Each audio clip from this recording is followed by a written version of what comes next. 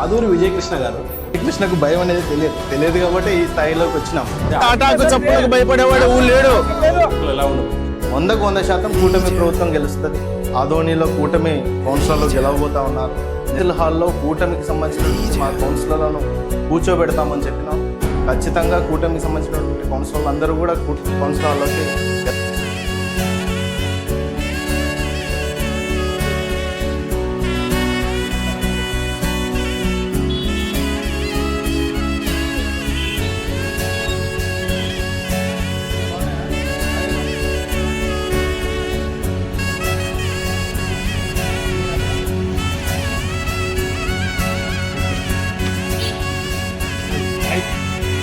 పత్తి సేకరణలో అక్రమాలు 3 కోట్లని మీరు అంటున్నారు, పేపర్లో వచ్చింది. కానీ అది నిజంగా 3 కోట్ల కబ్జాలు అయితే చిల్లర పైసలకు ఆశలు పడి వాళ్ళకు పర్మిషన్లు ఇవ్వడము, ఆదోనిని సర్వనాశనం చేసినారు. ఆక్రమణలు తొలగించాలా, ఎవరైతే బాడిగలు వసూలు చేసేటువంటి వ్యక్తులు ఉన్నారో వాళ్ళందరి మీద కూడా చర్యలు తీసుకోవాలా. రైతులకు ఎప్పుడు అండగా ఉంటామని, రైతులు ఎక్కడ మోసం ఉంటామని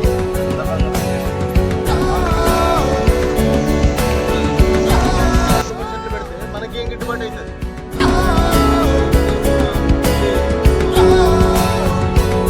చాలా ఇబ్బందులు కలుగుతూ ఉన్నాయి. రైతులు ఇబ్బంది పడుతూ ఉన్నారు. వారం 10 రోజుల నుంచి స్లాట్ బుకింగ్ అవ్వట్లేదు. ఆ దిశగా మీరు పరిష్కరించాలని ఈ సందర్భంగా రైతుల పక్షాన కోరుతా ఉన్నాను సార్. కొన్ని పేపర్లో కానీ కొన్ని ఛానల్స్లో కానీ తెలిసింది ఏంటంటే టాటా వేసేటప్పుడు ఏదో మోసం జరుగుతూ ఉందని, మాయిశ్చరైజ్లో అవకతవకలు ఉన్నాయని మా దృష్టికి వచ్చింది. మేము కూడా ఆకలి ఉసురు తగలకుండా ఉండాలి అంటే ఆదోని సిసిఐ స్లాట్ బుకింగ్ విధానంలో రైతులు అనేక ఇబ్బందులు పడతా ఉన్నారు.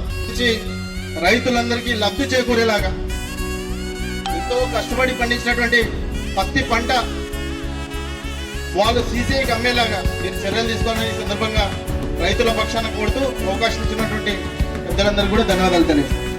గతంలో మీరు ఎమ్మెల్యేగా ఉన్నప్పుడు అసెంబ్లీలో కనీసం ఒక్కసారైనా ఆదోని పేరు ఎత్తినారా అని అడుగుతా ఉన్నా. బైపాస్ను వేసింది భారతీయ జనతా పార్టీ కేంద్ర ప్రభుత్వము. టిడ్కో ఇల్లు కూడా మీరు రంగులు పూసుకోవడానికి సరిపోయింది, బ్లూ రంగులు ఇచ్చింది భారతీయ జనతా పార్టీ కేంద్ర ప్రభుత్వము.